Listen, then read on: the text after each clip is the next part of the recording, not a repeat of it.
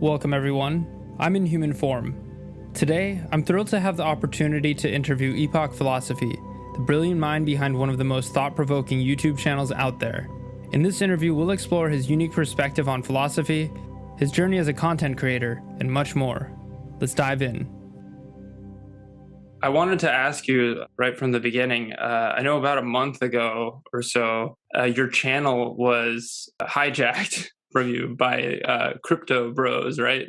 That's right. Yeah. I was wondering if you could tell me about that. So, well, I had everything set up through two-factor authentication, right? Like a lot of people assumed I'd talk to, they're like, man, you got to set up two-factor authentication. I'm like, dude, I'm not an idiot. Like, I'm already well and above beyond. So, and this So is you another... had two-factor authentication? Oh yeah, I did. So yeah, I guess I woke up one morning and getting messages from everyone. They're like, "Hey, you've been hacked," and so I was kind of fucked, to say the least. So were they able to get into your email and then your YouTube account? Is that what happened? Correct. Yeah, they got into my Wow. email, changed my email. They changed, and they totally changed how two-factor authentication could happen. Well, Google has like no customer support at all. This is another thing to tie into this. This is weird. Google, if you're listening to this, what the fuck, man? So Google has something called like Google Ads. So like, say you have a website and you want to host ads on it. They have the service that you can do that. I'm banned. I've never done it in my life. I have never used Google Ads like to host ads on a website in my entire life. And I've been banned. Like every time I go on there, they're like, you've been like banned for bypassing like restriction, whatever. I'm like, I have no fucking idea what that means. Anyways, I even attempted to contact customer support for that. Lo and behold, Google has no customer support at all. Like it's not a thing. Then and Now, Lewis Walker from Then and Now, he great YouTube channel. If anyone is, I'm sure you're familiar with him as well. I wouldn't be able to tell you one of his videos like off the top of my head, but I definitely am subscribed to him, and I remember his videos being very high quality. Yeah, I think you mentioned this to me when we first met, that when you start making YouTube videos, you start watching YouTube a lot less. I'm kind of victim to that same situation, but I am familiar with a lot of the YouTubers. I'm wondering, I guess I was watching, I think it was not your most recent video, but the one prior about psychopolitics, and you go through this portion where you talk about neoliberalism. And I've read books on, that are criticisms of neoliberalism. I've heard many interviews of critics of neoliberalism. But there were certain things that you had said in that brief synopsis that I thought were some of the best ways to explain why neoliberalism is just destructive in a poorly constructed system, essentially. And I'm wondering where you got these criticisms, if you kind of started at some point in your life to notice that, our infrastructure is crumbling and so on, or if you actually started to read about neoliberalism and then you said, this is kind of why. No, that's also a really good question. Even before I really got into critical theory and philosophy, yeah, I was definitely a big critic. I've always been fairly left-leaning, I think, majority of my life.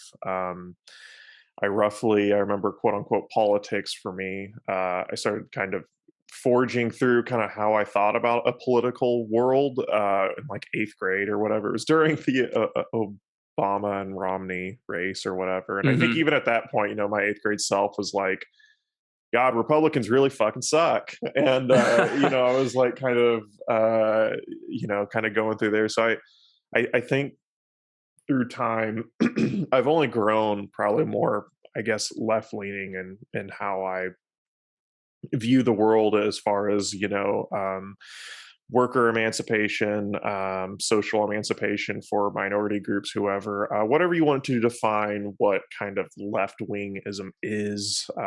It's always kind of been a thing. And I think with that, I was always critical of neoliberalism. It's always been a disturbing thing. I was always interested in philosophy and theory, right? I've always had like a bit of grounding in it.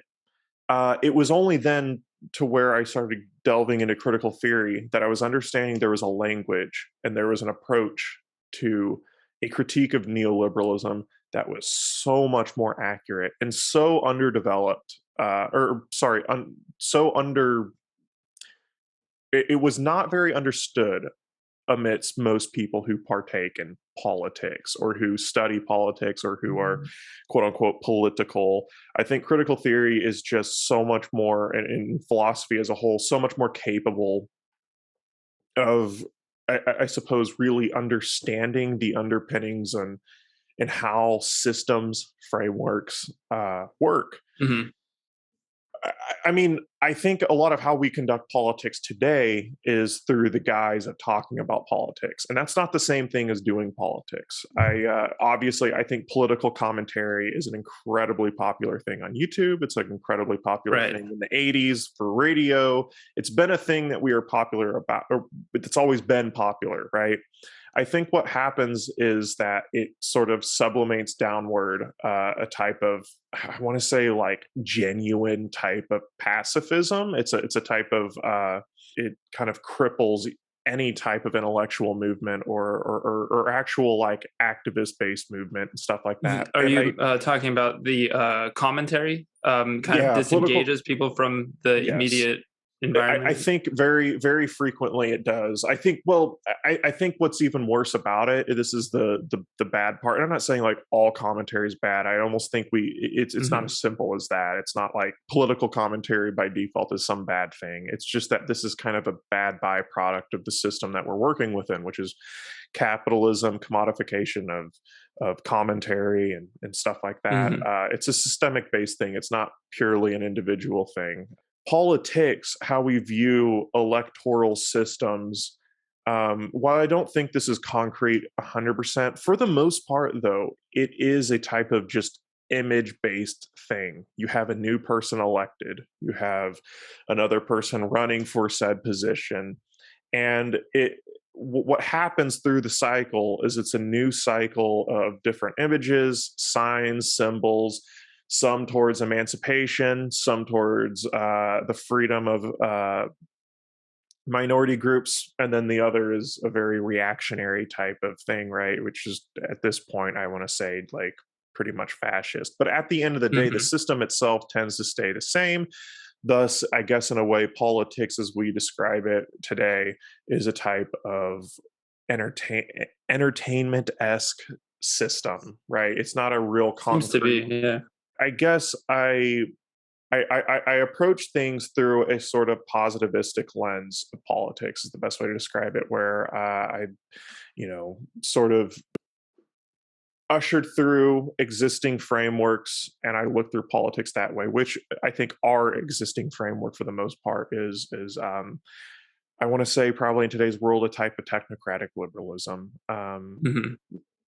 And It seems to be increasingly technocratic, yeah, and people seem to, from my perspective, lean more into that or desire that technocracy out of a sense of ease. yeah. And it's easier to let leaders and AI and experts take care of the problems. So I agree with you. It reminds me of a lot of uh, Baudrillard's criticisms That's right. of contemporary United States capitalism, everything really Western world.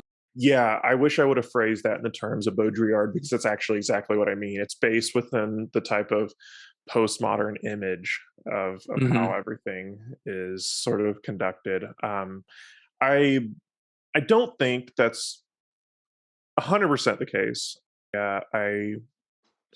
I know for a lot of people who are sort of into critical theory themselves, I want to say maybe through the post-Marxist lens, that's kind of how they view politics as something that is purely based within almost the imaginary realm of uh, symbolism and totally away from any material referent of genuine freedom or emancipation and by way of material issues or anything like that. I always kind of say this. It shocks people sometimes, but I do this almost because politics and how we conduct it doesn't matter as much as like mutual aid. I think mutual aid is really like one of the most important things. Like, I agree completely. yeah, I think like actual like core organizing is the most important thing we can do. I don't think that's a radical thought. I think that's a conclusion a lot of people think, and I think that's good. But um, like I think as far as electoral systems and how we conduct voting and stuff, it's going to piss people off because there's a lot of moralism in this field. But I blindly, I just vote Democrat across the board. I essentially just, I look at politics as for what it is. If there is some sort of small little input that can happen, I go ahead and take the path of least resistance on that end of things, whatever is the best. And I do that ironically because electoral systems don't mean as much as they should. Whoever might be the most sympathetic, quote unquote, sympathetic or lax, or who can expose, so say, for example, someone like Bernie Sanders got in office, who can expose the futility of the system as a whole, right? I don't think Bernie Sanders would have been able to do much in office. Mm-hmm. Whoever can do that, do it. I think that's good. I think I think keeping right wingers in office is not a good thing. Yeah, definitely. Just the small difference, or not even really a small difference, but I think from what I'm hearing you say is very much a pragmatic, very similar to what Noam Chomsky talks about. How, yeah, these people are imperialists, Yeah. and they are colonizers, and they are very biased because of their wealth and so on. But nonetheless, and I'm talking about neoliberals or liberals, but nonetheless, they're not actively trying to create segregation between races, or they're not actively trying to, or directly at least, in their rhetoric, trying to ostracize marginalized groups like trans people, for instance, which is what the Republicans are actively doing.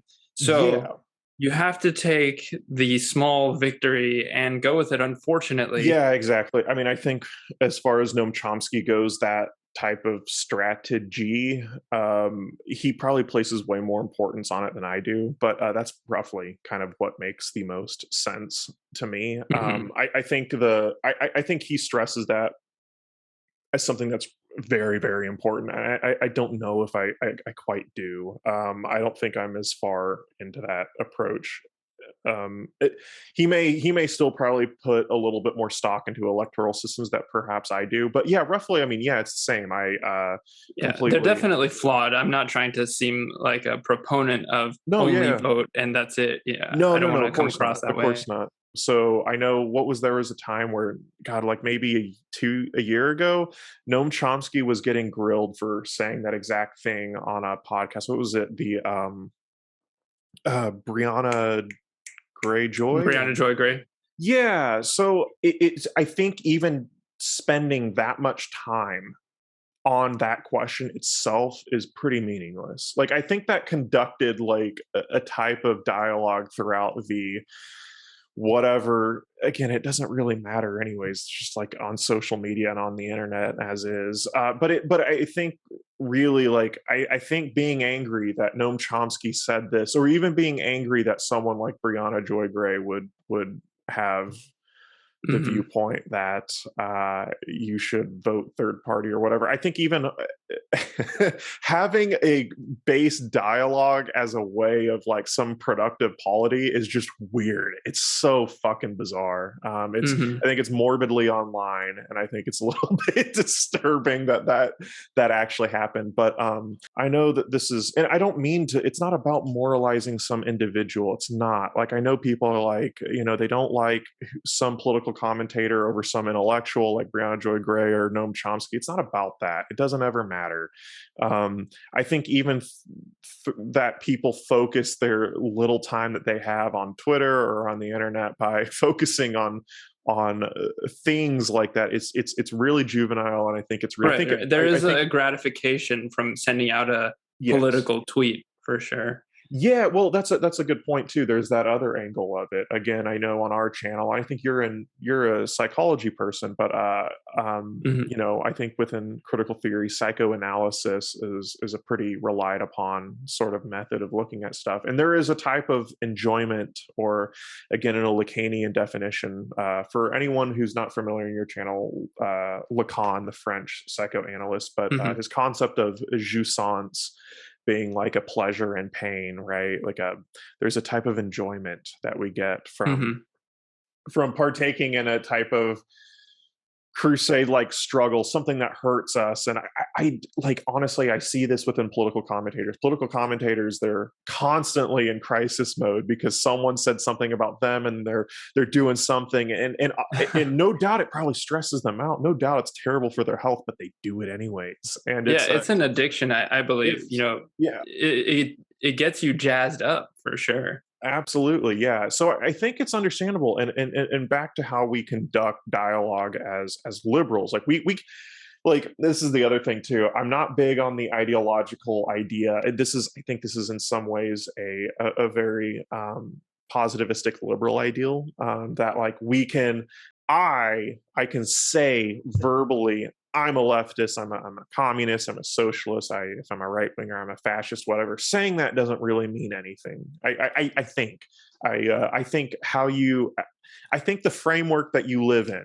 the system that you live in, I think that has much more bearing on you than what your ideological sort of Yeah, you're identity. predisposed because of the circumstances to be a liberal, pretty much. Exactly, and I think this is the silly part that you'll see on the internet. This is something that I'll never partake in this. I'll never call someone some stupid liberal on the internet. I'll never call like you're not a real communist, you're not a real Marxist, because like what does that mean? Like what are you saying whenever you say stuff like that? Because it's I think at the end of the day, I think the system that we live in, we are all liberals. We live in we have fenced in backyards. We have individual homes. We have, even in the United States, we have cars that we drive on our own. We are a type of liberal that is isolated.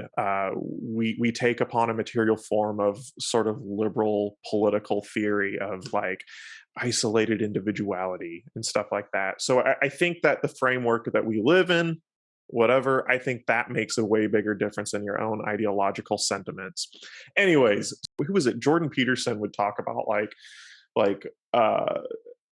fucking what, railing against liberals. Jordan Peterson, in so many ways, how he got his, I don't know what, he's on a whole other level now.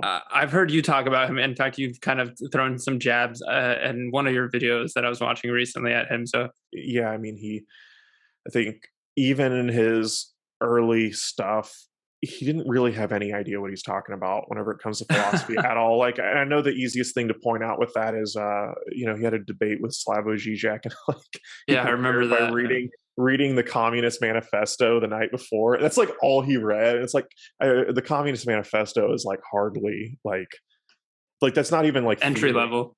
Oh, it's not even.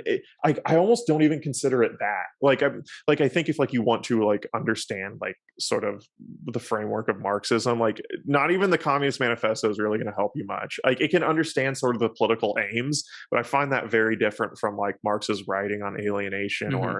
or the German ideology with him and Engels. It's just so, yeah, it's hardly even like, you know, in some ways it's almost like a piece of, I've heard it phrased this way, and I know this has a negative tonality, I don't mean it like that, it's almost a piece of like political propaganda in a way, and I think that's Hmm. actually like really what it is, and that's very different from theory. So he had no idea what he has no idea about that, and I think that's like best case scenario.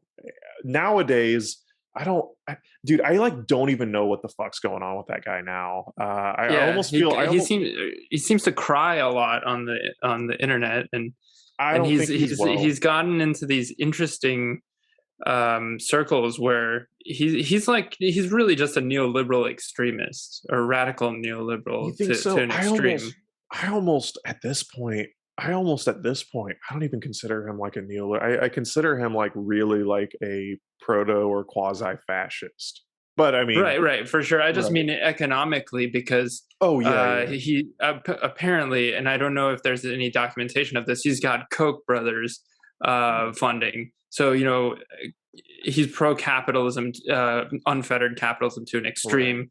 But yeah, socially, absolutely, a lot of fascism going on there. Yeah. Well, I want to say maybe if I could even add to that. No, I think you're right though. I mean, that's definitely like as far as his economic politics goes. I almost think actually though, and we're seeing this shift across the board. Like I don't even know if Peterson could be considered maybe like in a lot of right wingers, like someone like Matt Walsh, could be considered like neoliberals because they were the big thing now with a lot of right wingers. I think they really are like, and I think this is good because I think it's like whatever language you want to define this, if you want to call it a dialectic or if you want to Hmm. call it whatever the trajectory of the political happenings of the world. I think they're kind of like in favor of controlling the market by way of the state now. Like Tucker Carlson has been talking about like there's that clip with him and Ben Shapiro, like he would ban trucking companies from being able to use automated vehicles. And Right, I saw I that. think this is it's amazing because now we're getting at the point of actually really where their core thing is. It's not about Protectionism. yeah, well, not even almost that. It's like again, we're getting more close to the type of contemporary or not contemporary. Well, yeah, just again baseline fascism of a type of merging of corporation and state by way of ushering in some type of social good. I think Peterson's talked about that as well, like banning certain things that are, even if the free market dictates it or whatever. Like I almost see a really heavy push away from like free markets as they are with a lot of right wingers. Hmm. And I think it's a big thing when you're hearing right wingers talking about stifling a free market in favor of, you know, like banning drag races or banning some type of thing that involves economics in favor of like moral purity. Like I think that's where Hmm. we're getting to the locust of fascism there. So yeah. You said you wanted to maybe touch on Adam Curtis because I mentioned him earlier. Oh, no, we can go wherever. I'm totally cool with whatever. I've actually never watched Adam Curtis, but I'm from. It's just bizarre.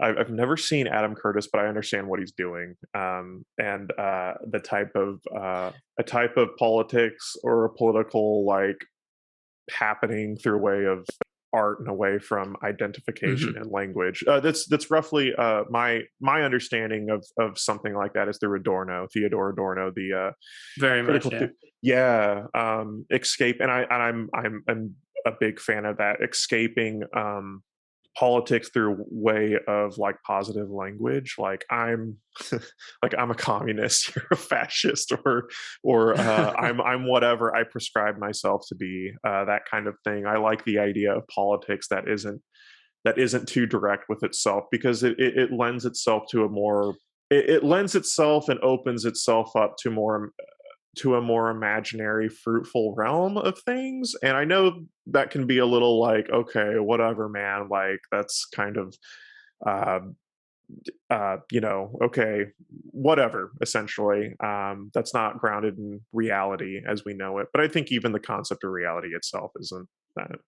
There's a lot there, but I think that I think that's the thing too is like neoliberalism, the realm that we're roughly living within. We're now living in the decay of neoliberalism, but when we were embedded in it without that decay, without that same type of decay that we are experiencing today, it's a calcifying thing, right? And within calcification, I think imagination is particularly stifled, and I like the idea of having like a documentary or putting out a type of politics that isn't grounded in the same direct language, right? It's almost too easy. I think whenever things too easy like that, you can't impart a type of substance. I my favorite video I've ever made. It isn't like a video. It was, I don't know if you've seen it. This is bar none the hardest video I made. It was one I cared about the most. It's called Decay into the Future, a 21st century American retrospect. It was I kind of an just watched it this morning. Really? Did you? That was Yeah, like, yeah, where it's just a collage of speeches, and yeah, and I thought it reminded me of Adam Curtis, believe it that's or what not. I everyone don't, because says. if you Yeah. watch any of his stuff, even though he does narrate it, he does have certain documentaries where he isn't talking, so it's just a montage. That's exactly, yeah. That's kind of why that's coming up on a year, actually. I think the 12th of April, it will be 1 year since that video's out. I I knew loved it it, by wouldn't. the way. Thank you so much. That is like, I put my heart and soul into that, and I still like that video itself is like, that video means a lot to me, as far as like what I was able to do, and it turned out, I thought, okay, I thought it turned out pretty well, better I than thought what it I. was excellent. Thank you. I think stuff like that's important.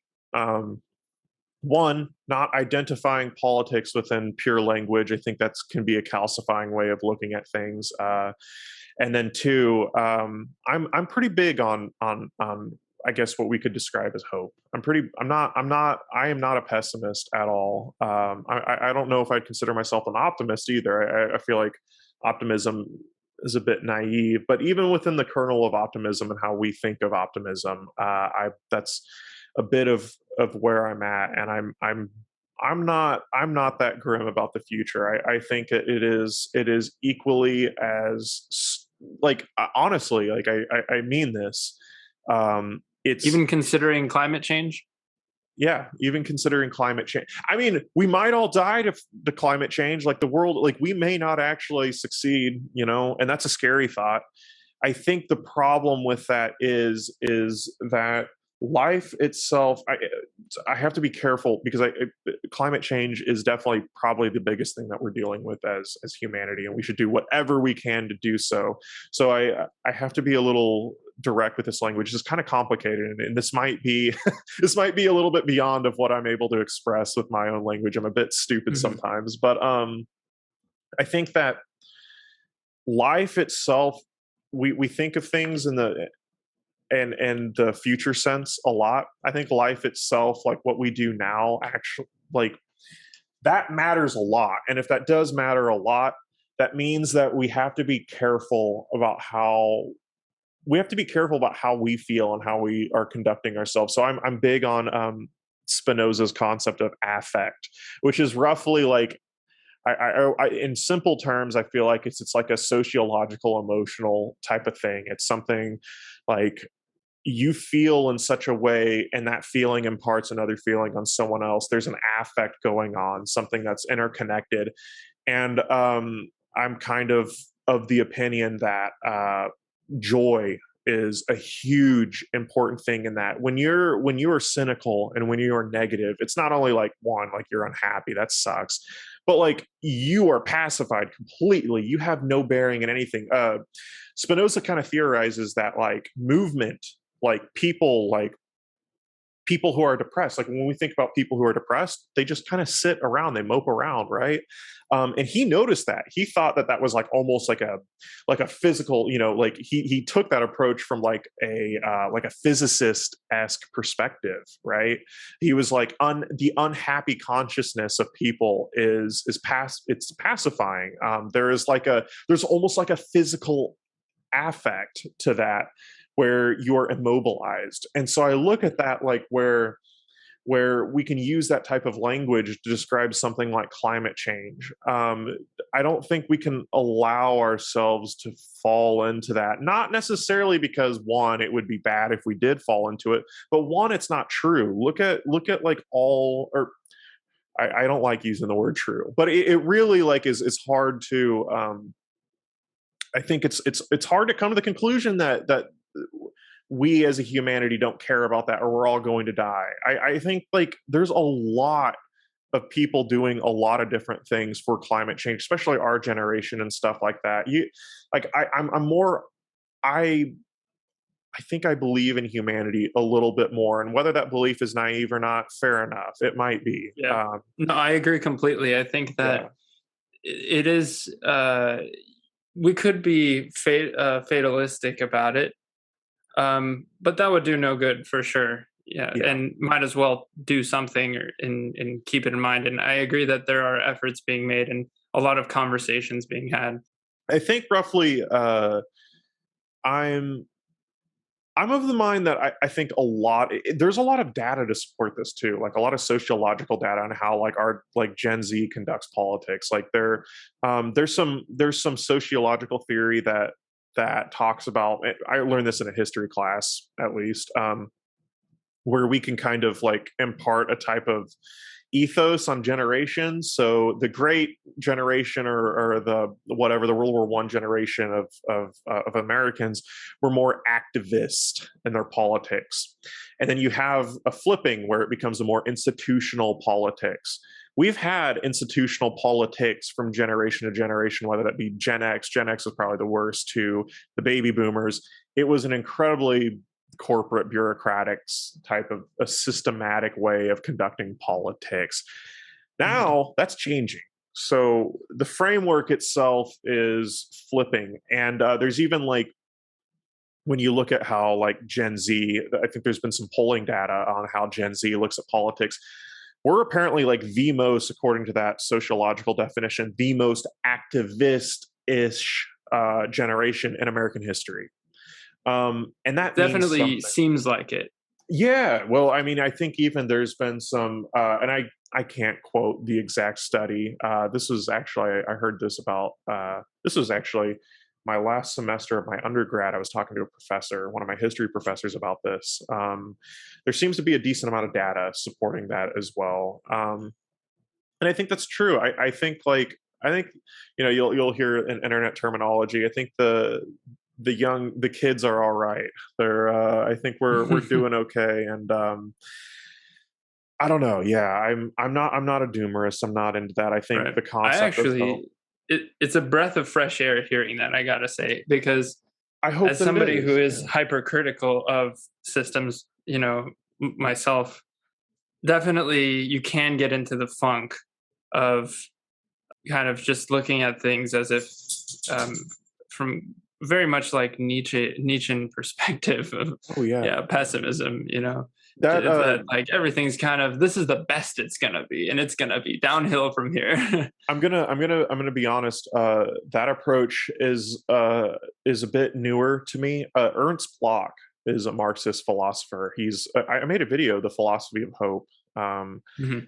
Uh, it actually kind of changed my life a little bit. Not all philosophy does that. Like, it that definitely, I was a much more cynical person, and I hope for people take the concept of hope seriously. And I don't mean to shamelessly, I really don't mean to shamelessly pump my own videos out there, but No, no, please if do. I mean, if that's why we're talking to you.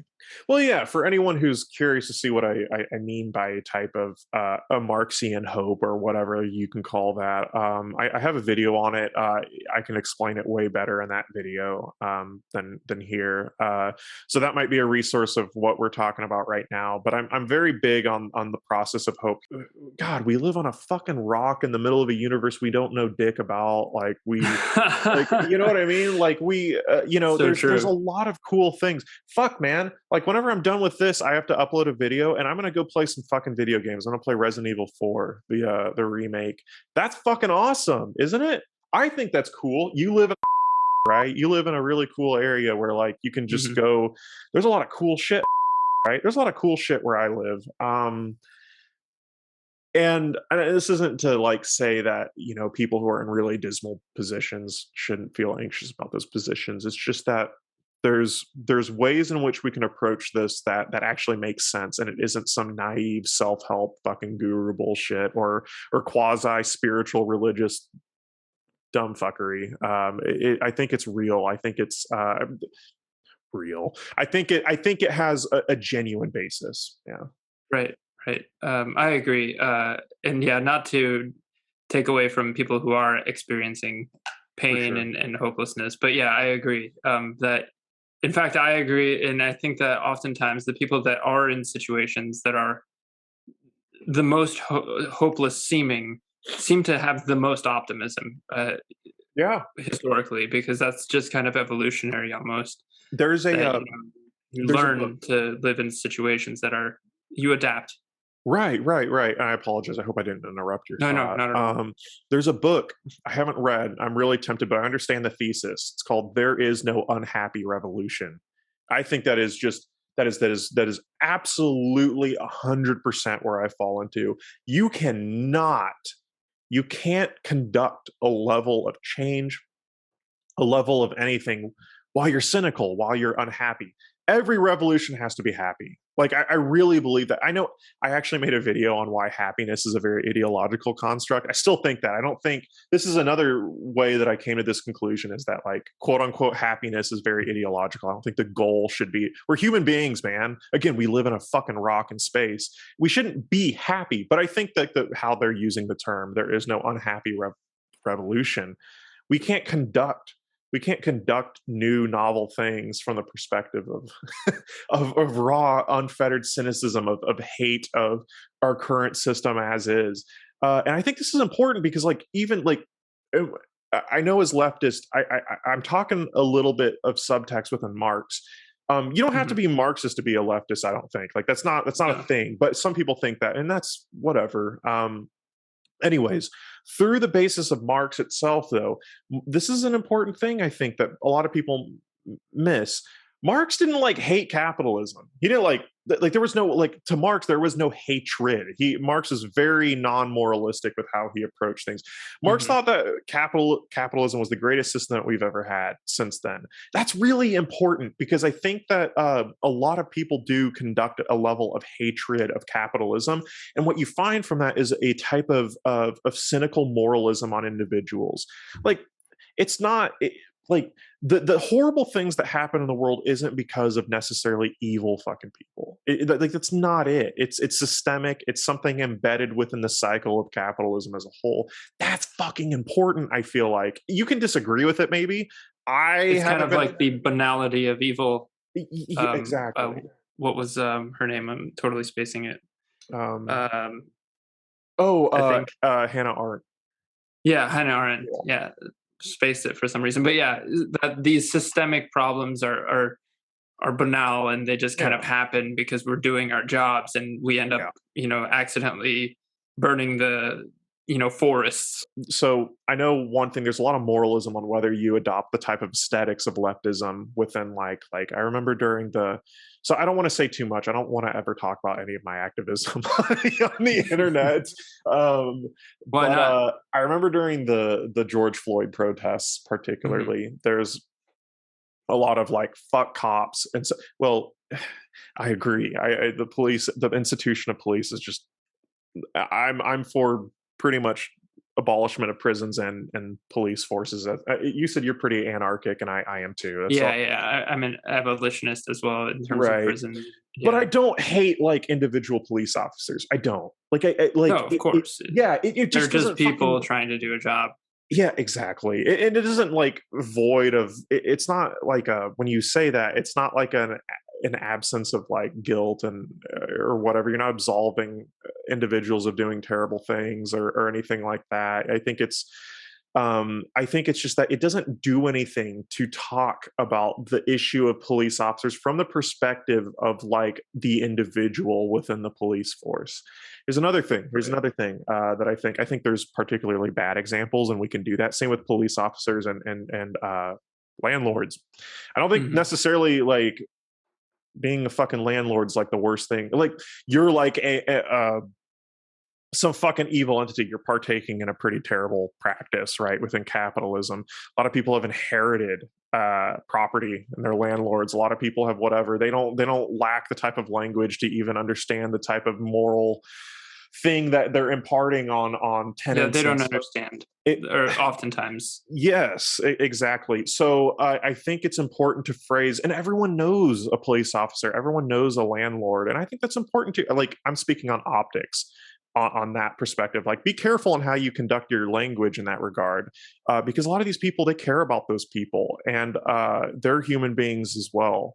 Um, uh, Again, doesn't absolve the shitty things within the system, but the point is, it's just not about moralism on an individual level. It's systemic, and Yeah, I think it's that, definitely, you have to separate the institution from the yeah, individual.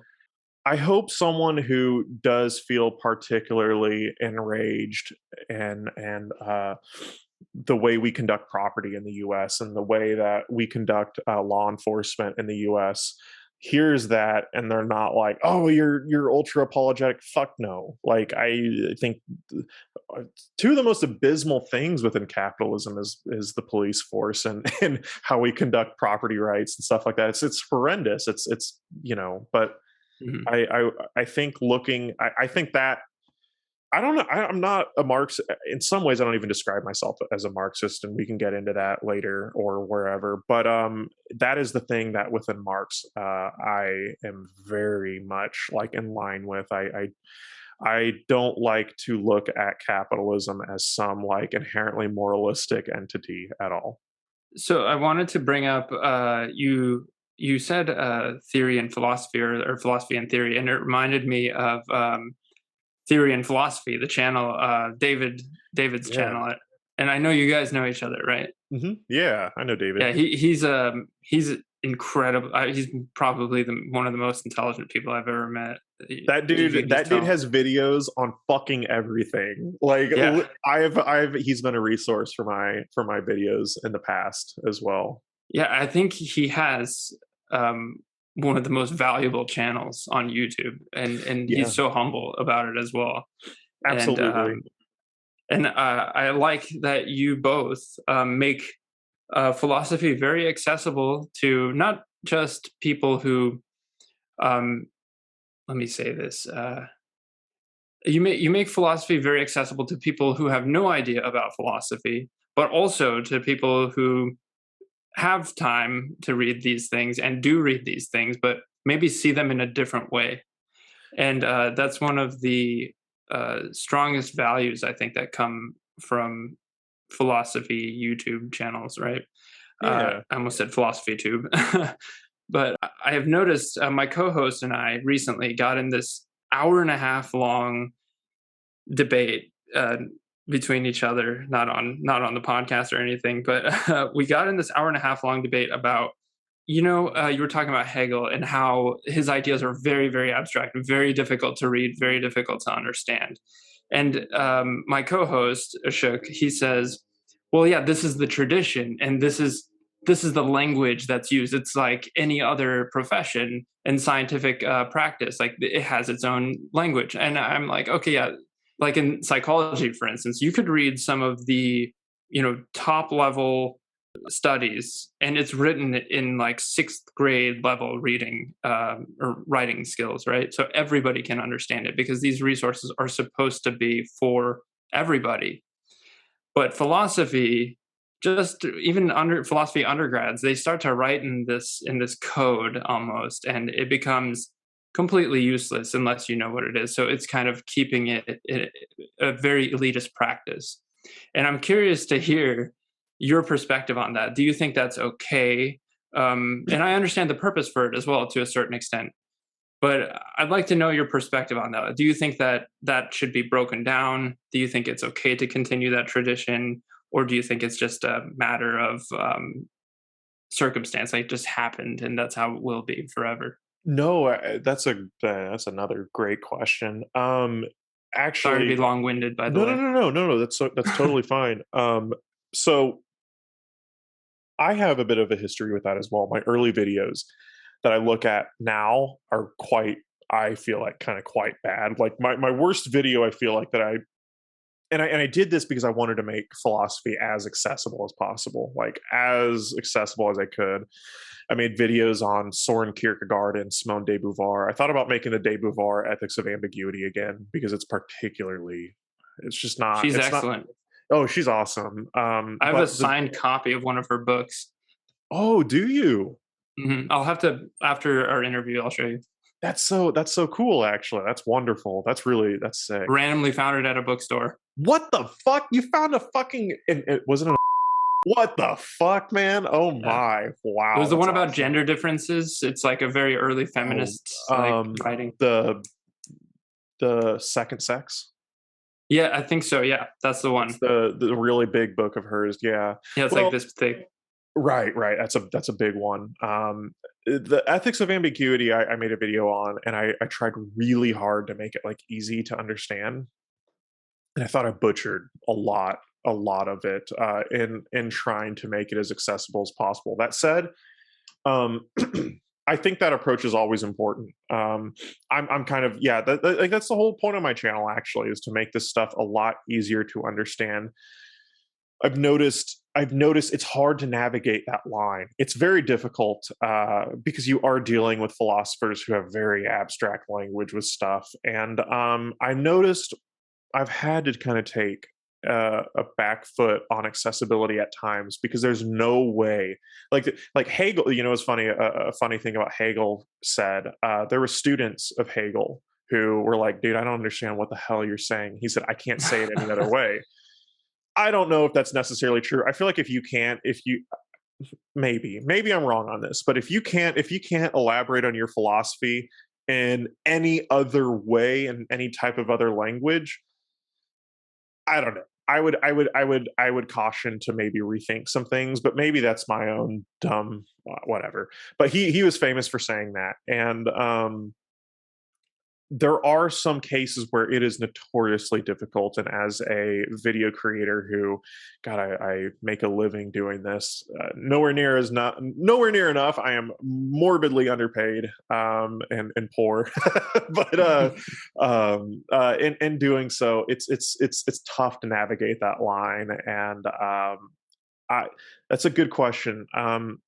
I'd like to find. I know this is a cheap out answer. I'd like to find myself somewhere in the middle where you can't sacrifice the content of philosophy that's being put out there, right?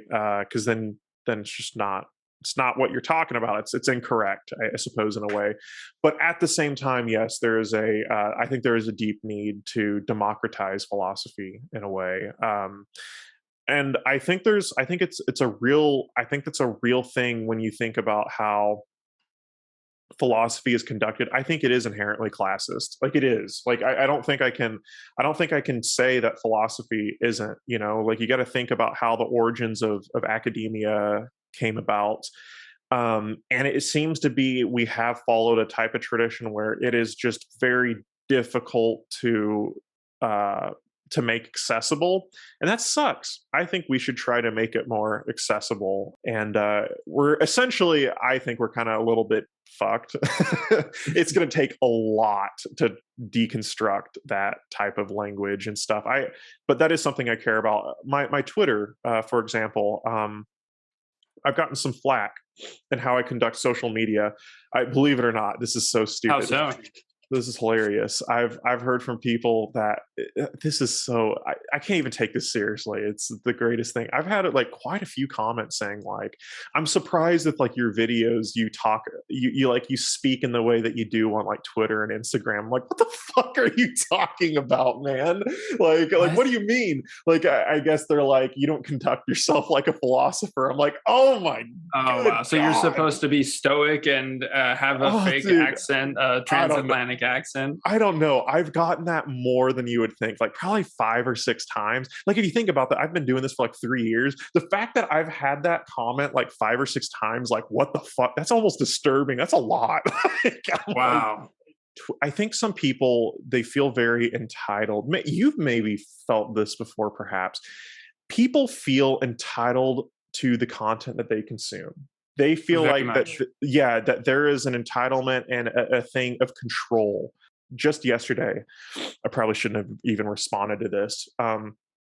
People almost feel very like entitled to a level of like communication, like with content creators. Mhm. Um, like that you owe them to like respond and stuff like that. I've never thought to like message Linus from Linus Tech Tips. Hey man, hey Linus, like, like what do you think about this? Like whatever. And like if he doesn't respond, I get pissed. Anyways, I like that you brought up in your Noam Chomsky video actually that he literally responds to everybody. yeah. Yeah, and I don't know if this is just being a Midwesterner or whatever, but I'm always the same way. I always try to respond to whatever I can. I've just noticed there's such a bizarre way in which some things are conducted online. Like truly, like Hopefully it's not too Joe Rogan-ish. No, Like, I agree dude, fucking completely. DMT, man. So I guess I'll probably start headed towards the end of our interview, Sure. just to keep I don't want to keep you too long, Sure. and just for the sake of, I know people only watch certain percentages of No things, problem, man. But I think so far I've really enjoyed our conversation.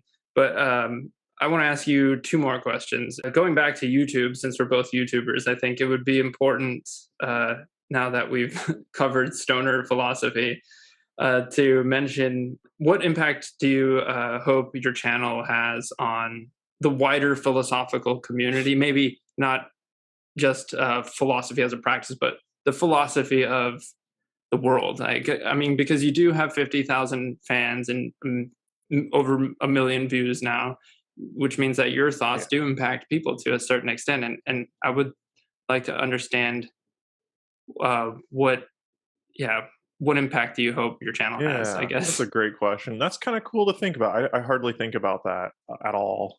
50,000 people, that's nuts. But you're right. Um, yeah, I think, and this is pretty true even from the beginning. Uh, Look at philosophy as something that's radically creative. Like, like I almost like not even just philosophy. Like, think about the things that you do from like a very creative perspective. I think that's like, God, if there's one thing that I think how we conduct society, our economic systems, is it is rigidly not creative in many ways. Like, we don't value creativity. We do, right? We only value creativity when it can be siphoned into categories and something that can be marketed, sold, and it can become a commodity within itself. But I think that really kind of kills an element of creativity, right? Or maybe not kills, but it hides the kernel of what made that thing happen, which is creativity, which is art.